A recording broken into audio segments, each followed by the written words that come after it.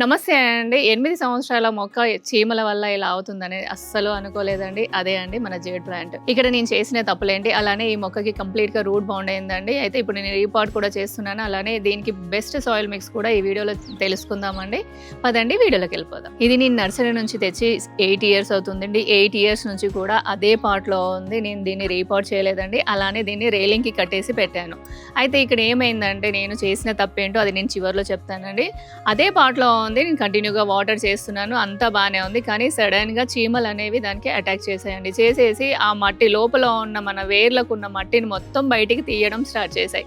అయితే దాన్ని నేను తీసేసి ఒక పాట్ తీసుకొని ఆ పాట్‌లో వాటర్ వేసేసి ఆ పాట్‌ని దాంట్లో పెట్టానండి. ఇక్కడ ఏమైందంటే చీమలు చాలా తెలివిగలయండి. అవి కింద వాటర్ ఉన్నాయి కదా, పైకి మొక్కకి ఎక్కడం స్టార్ట్ చేశాయి. అయితే దాన్ని తీసేసి కొంచెం పసుపు వేసేసి ఒక రోజు 2 రోజులు అలా వదిలేసానండి. ఆ తర్వాత మళ్ళీ నేను ఆ పాట్‌లో నుంచి దాన్ని వేరు చేసి 1 డే ఉంచేసాను. 1 డే ఉంచిన తర్వాత ఇప్పుడు దాన్ని రీపాట్ చేయాలండి. 1 డే ఎందుకు ఉంచాలంటే ఇది సక్లెంట్ ఫ్యామిలీకి చెందింది కాబట్టి, ఎందుకంటే దాని లీవ్స్‌లలో వాటర్ అనేది స్టోరేజ్ ఉంటుందండి. మనం వెంటనే రీపాట్ చేసామనుకోండి ఆ లీవ్స్ అన్ని డ్రాప్ అయిపోయి ఓన్లీ మనకి స్టెమ్స్ మాత్రమే ఉంటాయి.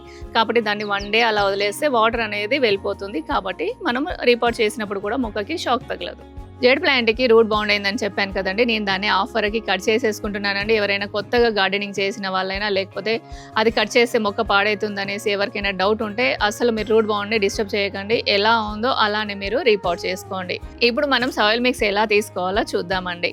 నేను ఇక్కడ పాత మట్టే తీసుకుంటున్నానండి. అదొచ్చేసి నేను ఒక 30% తీసుకుంటున్నాను. అలానే వర్మీ కంపోస్ట్ కూడా 30% తీసుకుంటున్నానండి. ఎందుకంటే ఇది లీఫీ ప్లాంట్ కాబట్టి, అంటే దీనికి ఓన్లీ లీవ్సే ఉంటాయండి. అయితే ఈ ఇయర్ నాకు ఫ్లవరింగ్ కూడా కనిపించింది.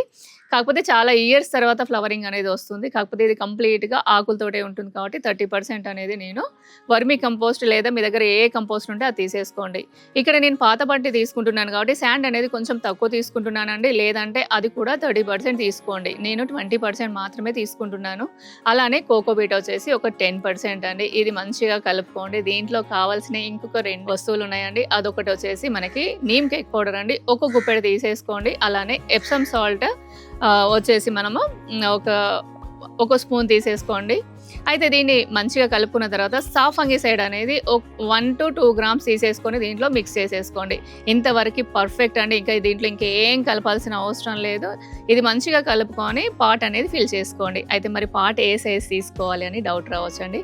నాకు ఈ ప్లాంట్ అనేది 8 ఇంచెస్ పాట్లో వచ్చిందండి. దీనికంటే ఒక 2 ఇంచులు పెద్ద పాట్ తీసేసుకుంటున్నాను. ఎందుకంటే మళ్ళీ యాజ్ ఇట్ ఈస్‌గా నేను బాల్కనీలోనే కట్టేసి పెడతానండి. అది చాలా అందంగా ఉంటుంది కాబట్టి నేను ఇప్పుడు 10 ఇంచ్ పాట్ తీసుకుంటున్నాను. ఇక్కడ 10 ఇంచ్ పాట్ నేను తీసుకుంటున్నానని చెప్పాను కదండి. అయితే ఇది వెల్ డ్రైన్ సాయిల్ ఇష్టపడుతుంది. అలానే దీనికి మీరు వాటర్ అనేది పొయ్యగానే బయటికి వెళ్ళిపోవాలి. అంటే మీరు పాట్‌కి హోల్స్ అనేవి చాలా ఎక్కువగా చేసుకోవాలండి. దాని వలన ప్లాంట్ అనేది తొందరగా పాడవదు. పాట్‌ని మనం ఎలా ఫిల్ చేయాలో ఇప్పుడు మనం తెలుసుకుందామండి. పాట్ మనము ఆ హోల్స్ పైన కంప్లీట్‌గా చిన్న చిన్న స్టోన్స్ కానివ్వండి, లేకపోతే పెంకులు మీ దగ్గర ఏది ఉంటే అది వేసేసుకొని ఆ హోల్స్‌ని కవర్ చేయండి. చేసిన తర్వాత ఒక 1/2 ఇంచ్ నుంచి 1 ఇంచ్ వరకు శాండ్ వేయండి. దానివల్ల ఏమవుతుందంటే కింద రూట్స్ అనేవి పాడవకుండా ఉంటాయి. అలానే మీరు వేసిన వాటర్ కూడా మీరు ఎంతైతే ఆ మొక్కకు అవసరం ఉందో అంత తీసేసుకొని మిగతాది డ్రైన్ అవుట్ చేస్తుందండి. దాని వలన మొక్క అనేది చాలా హెల్దీగా పెరుగుతుంది. ఇసుక వేసిన తర్వాత మనం ప్రిపేర్ చేసుకున్న సాయిల్ మిక్స్ని వేసేసుకొని మొక్క పెట్టి చూసుకోవాలండి. మిడిల్లోకి ఉందా లేదా అనేసి. మిడిల్లోకి ఉంటే మిగతా సాయిల్ని కూడా వేసేసుకోవాలి. మొక్క పెట్టిన తర్వాత పాట్ని మనం ఒక 2-3 సార్లు ఇలా ట్యాప్ చేసామనుకోండి, మట్టి అనేది కరెక్ట్గా సెట్ అయిపోతుంది. అప్పుడు మనము ఆ మట్టిలో మనము వాటరింగ్ చేయాలండి. కాకపోతే ఇక్కడ ఒక చిన్న జాగ్రత్త మనం తీసుకోవాలండి. మనం రూట్స్ని కట్ చేసాము కాబట్టి మొక్క స్ట్రెస్లోకి వెళ్ళే ఛాన్సెస్ ఉంటుంది. కాబట్టి మీరు 1 లీటర్ వాటర్లో ఒక స్పూన్ ఎప్సమ్ సాల్ట్ వేసేసి మంచిగా కలిపేసుకొని మట్టిలో ఇవ్వండి. అలానే ఆ లీవ్స్ పైన కూడా కొంచెం స్ప్రే చేసుకోండి. అప్పుడు మొక్క అనేది స్ట్రెస్లో వెళ్ళకుండా మంచిగా హెల్దీగా పెరుగుతుంది. ఇంకొకటి ఏంటంటే మీరు ఈ మొక్కని రీపాట్ చేసిన తర్వాత కంప్లీట్గా మీరు నీడలో పెట్టాలండి. షేడ్లో పెట్టాలి. ఎండలో అస్సలు పెట్టకండి. అలా 4-5 డేస్ పెట్టిన తర్వాత కొంచెం ఎండ తగిలినా పర్లేదు, కానీ కంప్లీట్గా ఇప్పుడు మీరు రీపాట్ చేసిన తర్వాత మాత్రము అసలు ఎండలో పెట్టొద్దండి. మొక్క పెట్టి 3 డేస్ అవుతుందండి. ఆల్మోస్ట్ రికవరీ అయిపోయింది. ఇంకొక 1 వీక్లో కంప్లీట్గా సెట్ అయిపోతుంది. ఇక్కడ నేను చేసిన తప్పులు ఏంటో తెలుసుకుందామండి. యాక్చువల్లీ ఏంటంటే ఇది తీసుకొచ్చి 8 ఇయర్స్ అయిపోయింది. నేను అదే పార్ట్లో కంటిన్యూ చేశానండి.